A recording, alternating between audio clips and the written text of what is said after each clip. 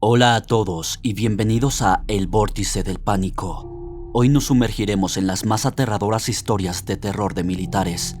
Atrévete a descubrir los secretos ocultos y los misterios inquietantes que estos valientes hombres han vivido en lugares desconocidos y hostiles. Pero antes, si te gustan las historias que te hacen temblar de miedo, asegúrate de suscribirte a nuestro canal y activar las notificaciones.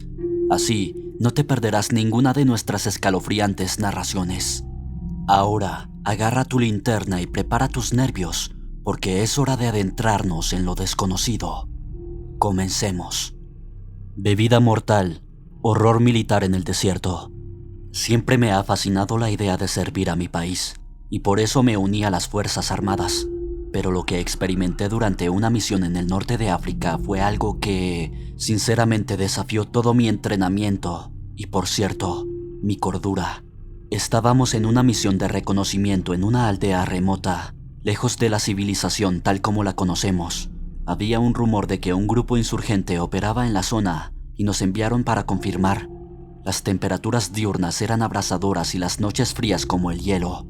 El contraste era casi tan cruel como la misión misma.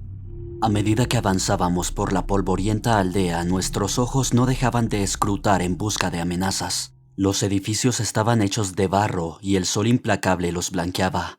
La aldea parecía desierta, pero por experiencia sabíamos que las apariencias engañan. Entonces, de uno de los edificios más grandes salió un hombre. Su rostro arrugado y su espalda encorvada por los años no ocultaban una dignidad innata. Sus ojos, vivos y curiosos, nos observaban con una mezcla de cautela y curiosidad. Se nos acercó lentamente con una jarra de cerámica en sus manos. «Hola, extranjeros», dijo, con una voz débil pero lúcida. «Traigo una ofrenda de buena fe. Esta es una bebida de nuestros ancestros. Nos da fuerza y coraje en tiempos difíciles». Nuestro sargento, un veterano curtido en 1000 batallas, me miró, luego al anciano, y respondió: «Aceptamos su generosidad, anciano, pero deben entender, en nuestro país la tradición dicta que el anfitrión bebe primero». El anciano asintió sabiamente y levantó la jarra en sus labios, tomando un sorbo. Luego nos pasó la jarra a cada uno. El líquido dentro de la jarra era espeso, parecido a la sangre coagulada, y de un color púrpura oscuro. «Es amargo», advirtió el anciano con una sonrisa. «Pero en esa amargura está la fuerza de nuestros antepasados. En tiempos de guerra no hay nada mejor que la valentía que brinda esta bebida». Uno a uno, todos levantamos la jarra y bebimos. El líquido era extraño, casi viscoso, y el sabor era increíblemente amargo, como nos había advertido el anciano. Con cada trago, el anciano asentía y murmuraba algo que sonaba como una bendición. Cuando terminamos, él se llevó la jarra vacía y nos dejó con nuestras sensaciones, esperando que su antigua receta nos ayudara en la misión que se avecinaba. Al principio todo parecía normal, pero esa noche las cosas empezaron a desmoronarse. El primero en enfermar fue el cabo Pérez. Gritaba en sus sueños, se retorcía y sudaba. Decía que veía sombras en la oscuridad. Una vez terminada la incursión, regresamos al campamento para descansar. El sol se ocultaba, dando paso a la fría y estrellada noche del desierto. Nos relajamos intercambiando historias y risas. La bebida bereber era solo un recuerdo lejano en nuestra mente. Pero cuando la luna estaba en lo alto, Pérez comenzó a inquietarse en su sueño. Al principio eran solo murmullos, palabras incomprensibles que apenas rompían el silencio de la noche. Luego los murmullos se convirtieron en gritos. «¡Las sombras! ¡Las veo! ¡Están viniendo!», gritaba Pérez, su cuerpo retorciéndose en su saco de dormir como si estuviera en medio de una pesadilla. Corrimos a su lado, intentando despertarlo. «¡Pérez, despierta! ¡Es solo un sueño!», le gritaba el sargento, su voz teñida de preocupación. Pérez abrió los ojos, pero lo que vimos no era el brillo familiar del cabo. Sus ojos estaban nublados, como si estuviera mirando a través de nosotros, hacia un horizonte oscuro que solo él podía ver. «¡Las sombras están en todas partes!», balbuceó, sus ojos girando en su cráneo. El médico del pelotón, el sargento Morales, se arrodilló junto a él. «Pérez, estoy aquí. Necesito que te calmes, ¿puedes hacer eso por mí?, le dijo en un tono tranquilo, tratando de calmarlo, pero Pérez no parecía escuchar.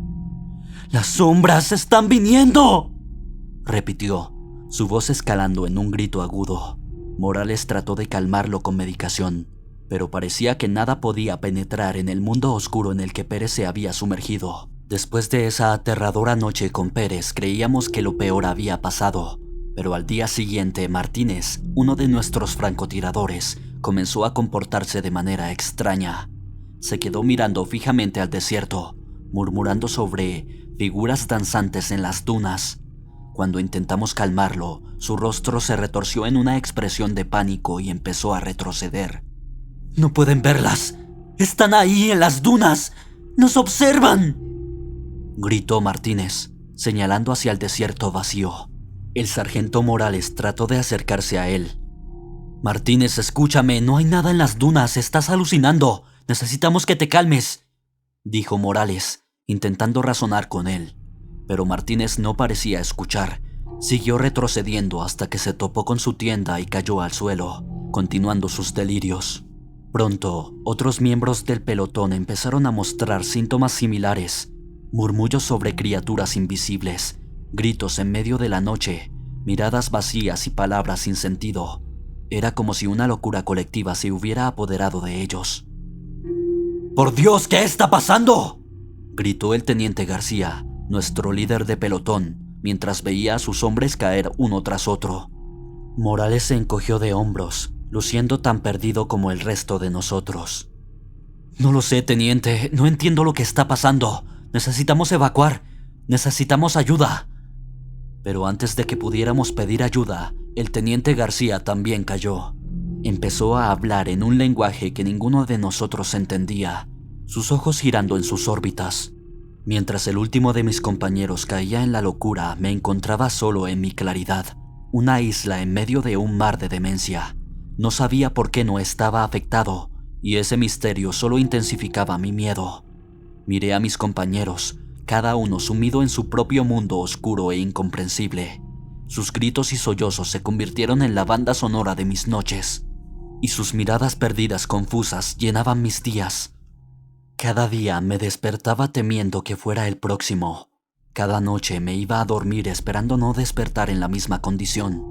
Pero por alguna razón la locura nunca llegó. Uno de los días, mientras estaba sentado solo, observando a mis camaradas, me encontré hablando en voz alta, buscando algo de compañía, incluso si solo era la mía. «No entiendo», murmuré, mirando mis manos. «¿Por qué no estoy como ellos? ¿Por qué soy el único?». Por supuesto, no hubo respuesta, solo el viento que soplaba a través del desierto, llevándose mis palabras. Mis días se convirtieron en una rutina. Me encargaba de mis camaradas lo mejor que podía, alimentándolos, dándoles agua, intentando mantenerlos cómodos. Hablaba con ellos, les contaba historias a pesar de que no recibía ninguna respuesta. No podía hacer nada más.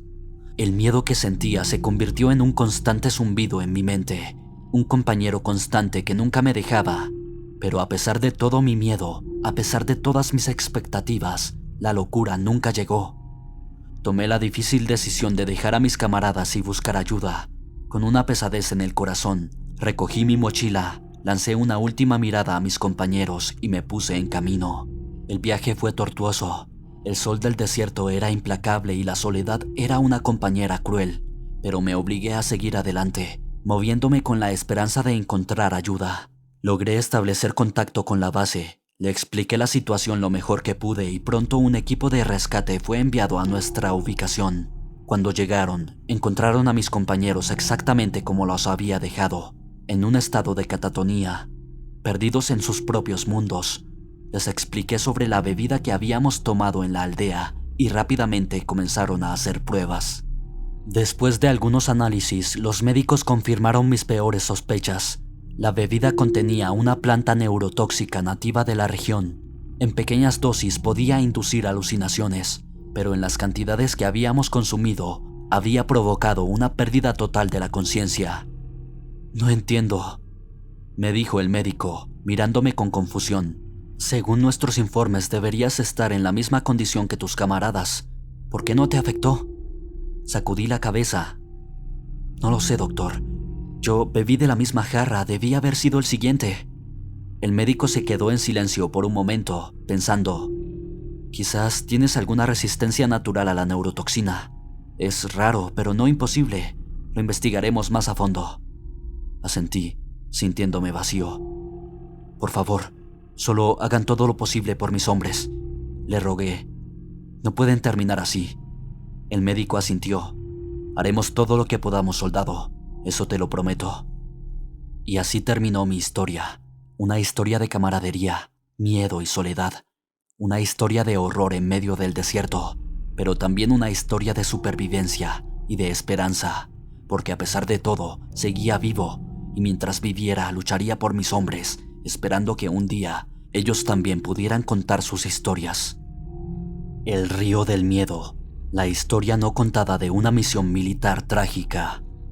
Siempre lo he dicho, la noche es el escudo y la espada del militar.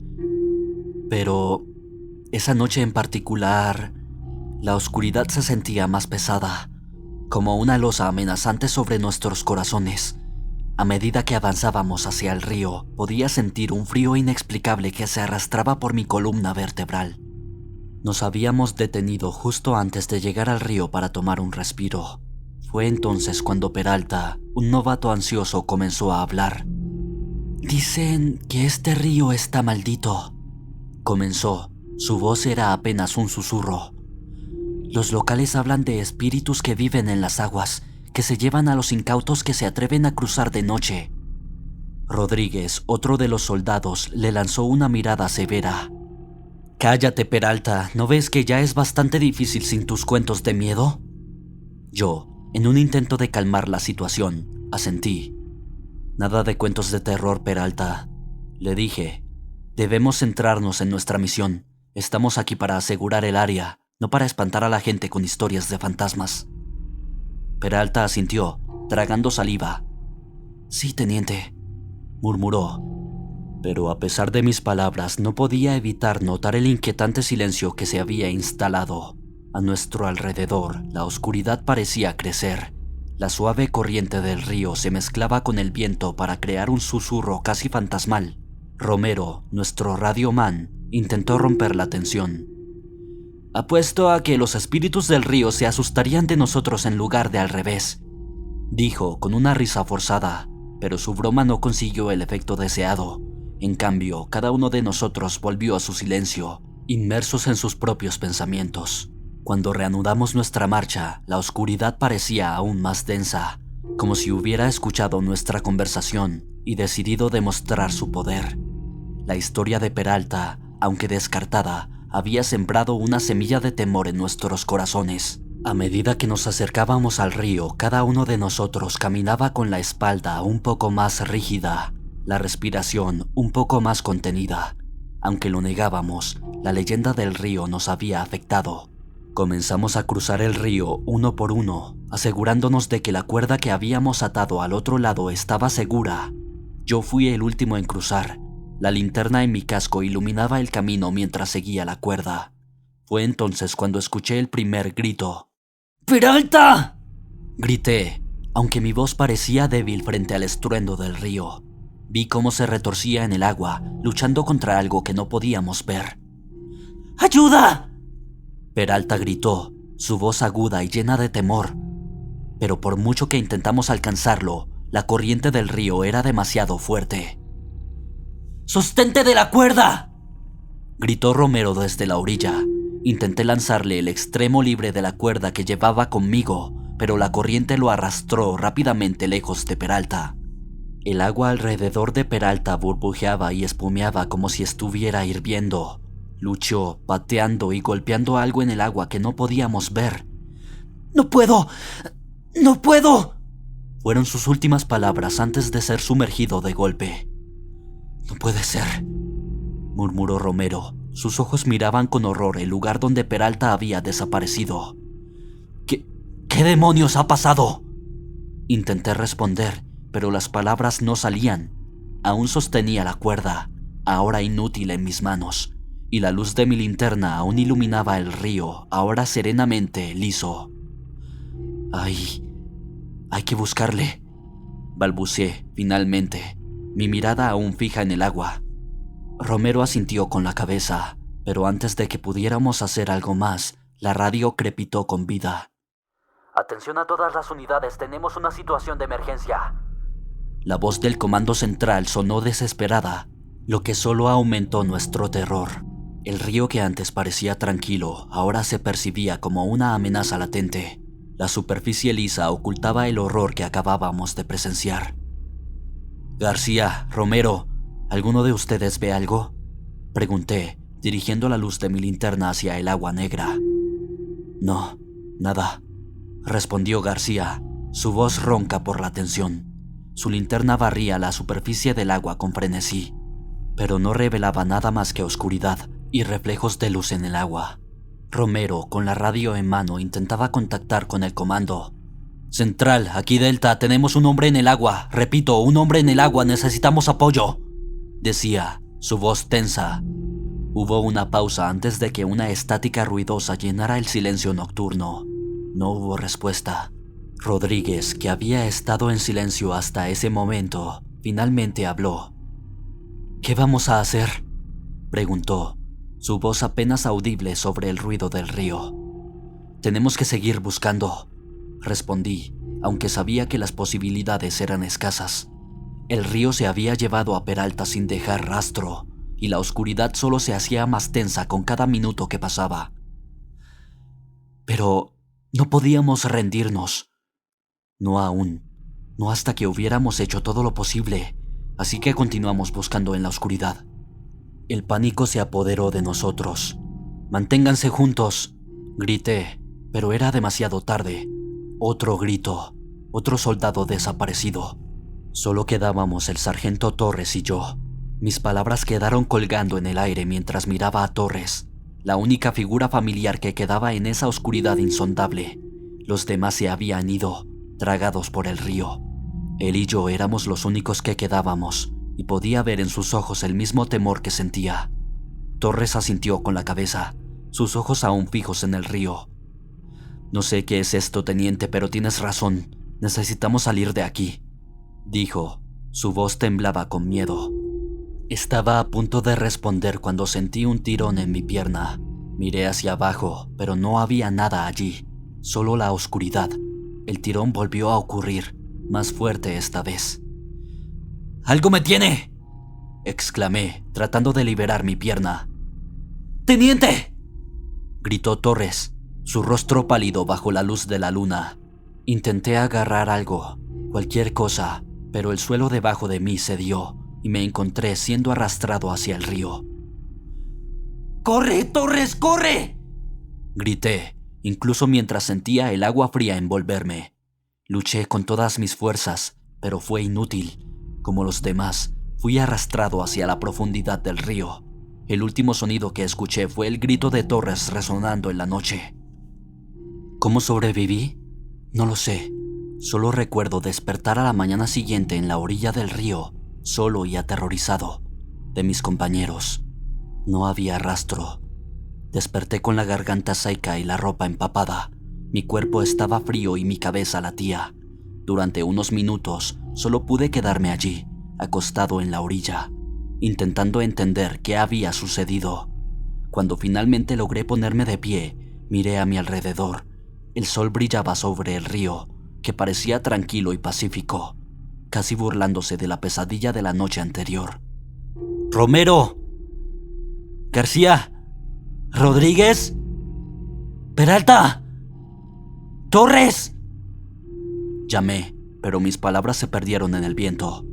No hubo respuesta, solo el suave susurro del río, de mis compañeros. No había rastro.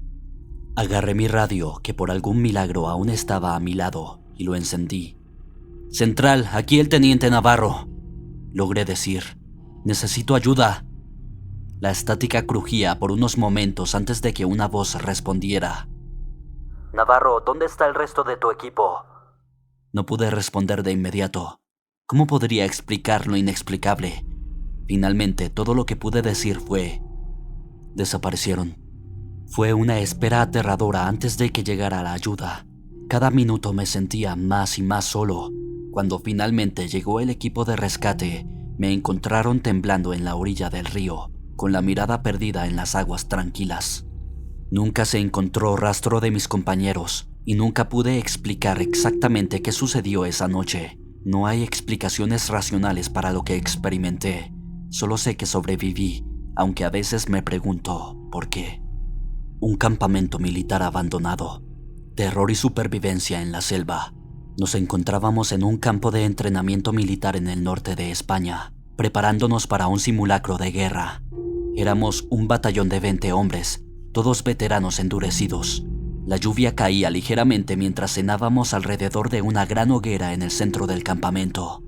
¡Escuchad!, dijo el teniente Ibáñez, el más veterano de nosotros. El simulacro de mañana no será una caminata en el parque. Esta zona es salvaje, oscura y desconocida. No bajéis la guardia ni siquiera un segundo. Lo que sucedió después, nadie podría haberlo anticipado. A medida que la noche se adentraba y el fuego de la hoguera se hacía más intenso, comenzaron a suceder cosas extrañas. En un instante, la conversación entre los soldados se detuvo y todos nos quedamos mirando hacia el bosque. Había un brillo anaranjado, similar a un fuego que parecía acercarse. ¿Quién diablos está allí?, gritó el sargento Vega. No hubo respuesta, solo el sonido del viento soplando a través de los árboles y el chisporreteo del fuego de nuestro campamento. Lentamente, la luz anaranjada se intensificó y parecía moverse de un árbol a otro. Un miedo real comenzó a impregnarse en el ambiente. «Capitán Ruiz», dijo Ibáñez, «deberíamos inspeccionar eso».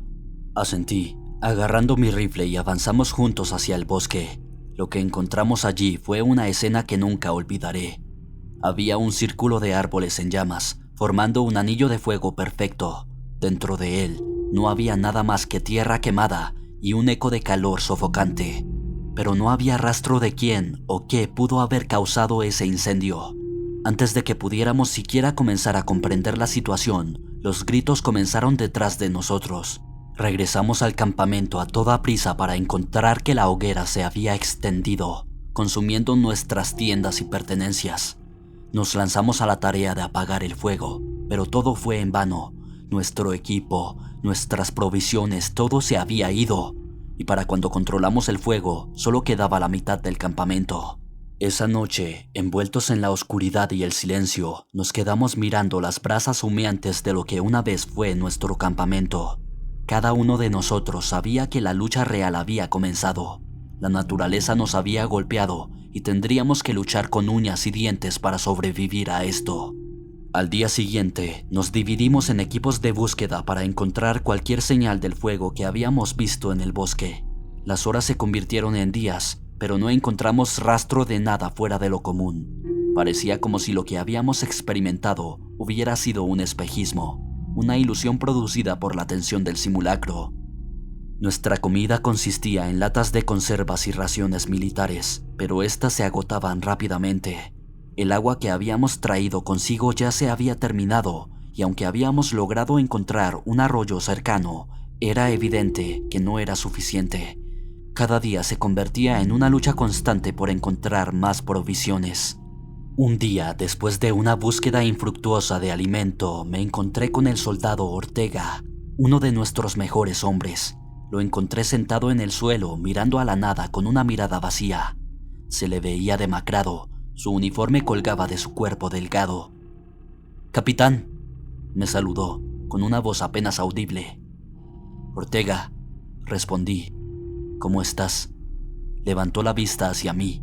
Sus ojos carecían del brillo y la energía que solían tener. «No sé si puedo seguir así, capitán. Estamos muriendo aquí.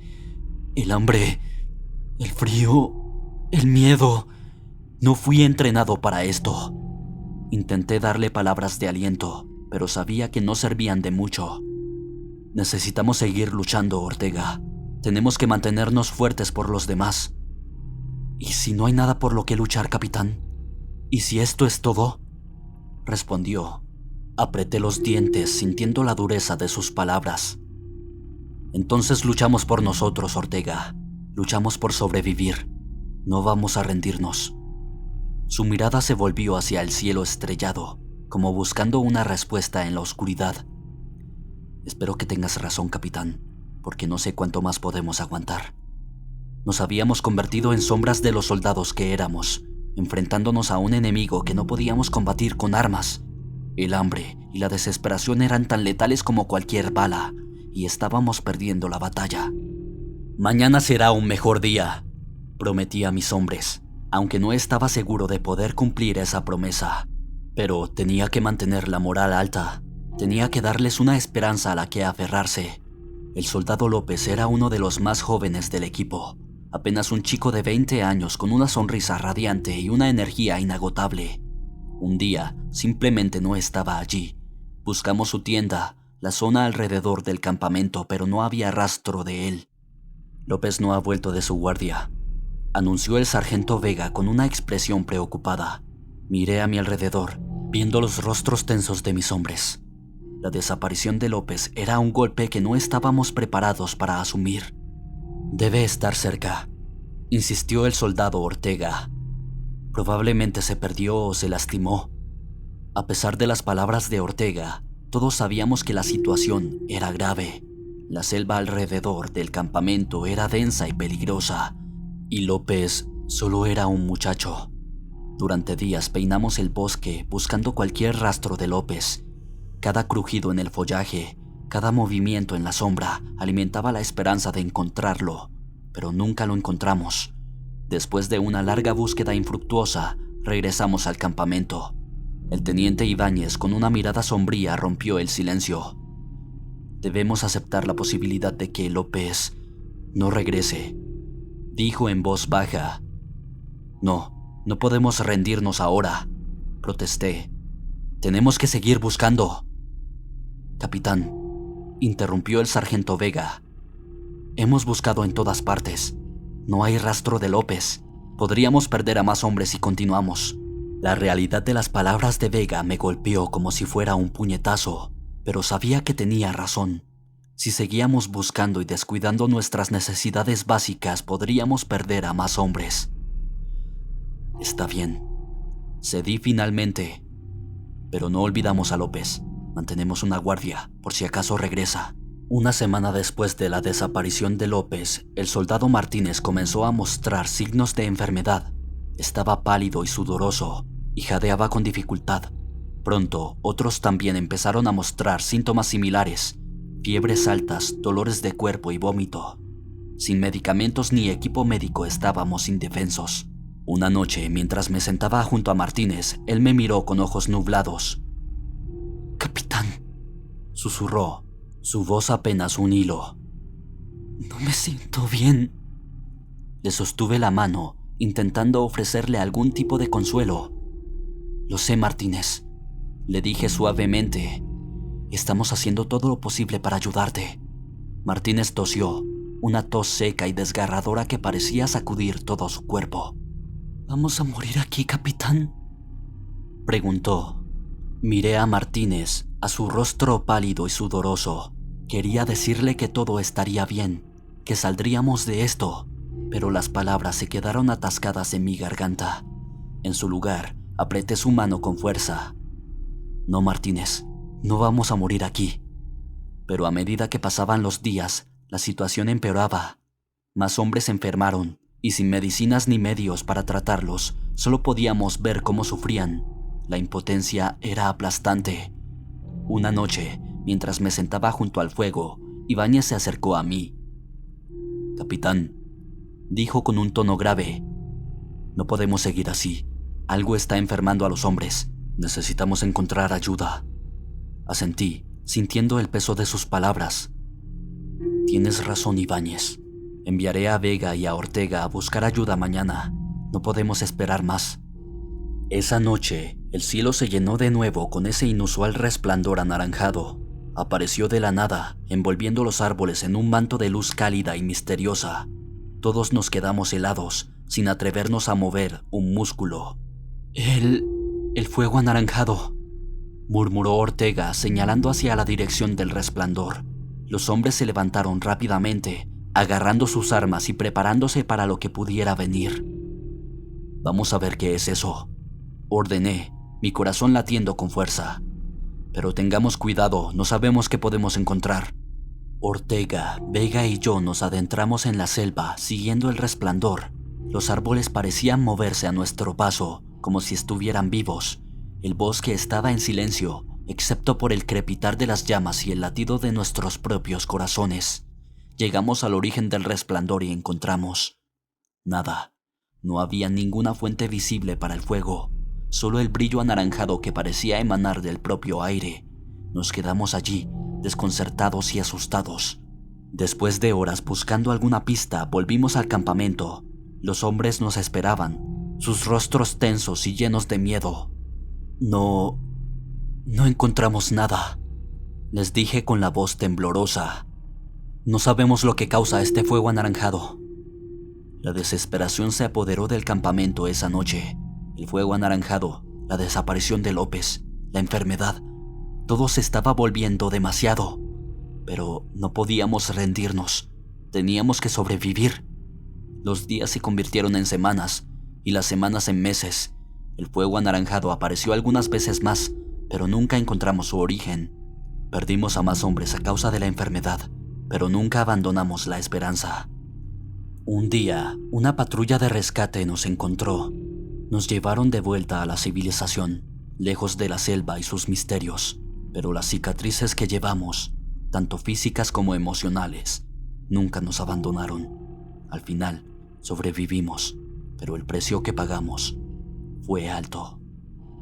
Y así concluye nuestro oscuro viaje por las aterradoras historias de militares. Hemos enfrentado miedos desconocidos, pero también hemos visto la resistencia del espíritu humano.